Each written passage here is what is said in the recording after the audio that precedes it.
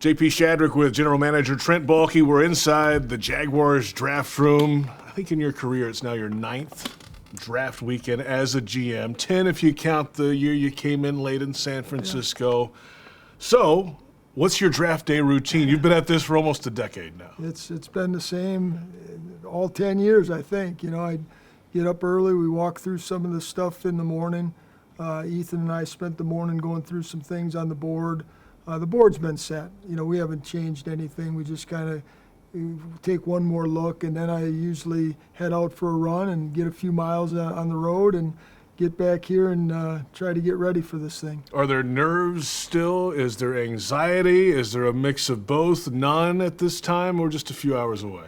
You know, not really. You know, I think we've put in a lot of time, a lot of effort that went into this. You know, coaches, personnel, staff. There's been a lot of hours that we've sorted through film and records on people, background check, all the stuff that you do to get ready. You know, now it's more just kind of the anxiety, the anxiousness of getting this thing started and finding out exactly who's going to be a Jaguar. You said last week you're down to 3 or 4 guys that you really think could be in play there at 24. If it comes down to it and multiple of those 3 or 4 guys are available, how do you figure out which one you take? Well, that's already been decided. You know, we have a pecking order. Coach and I met with Shad last night, went through our thoughts, you know, exactly the order we would pick them as they come off.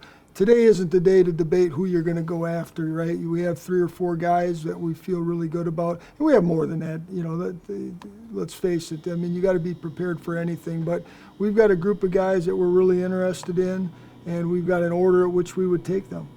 How wild could it get at the top? Just hearing all these reports, I know you're not a big Twitter guy, but all that stuff combined the last day or two before the draft can be chaos. Is that reality tonight?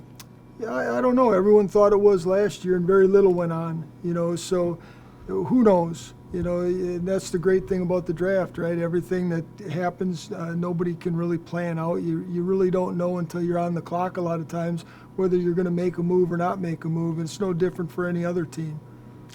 You know, part of the draft process is bringing those drafted players back for a second contract. That gives stability to the organization. Devon Hamilton signed, that was announced today, extended. Draft pick here has worked his way up and really has been rewarded with a deal long term. And that's really the goal of the organization, right? To get these draft picks to stick around for a while. Yeah, you want to be a homegrown football team as much as you can.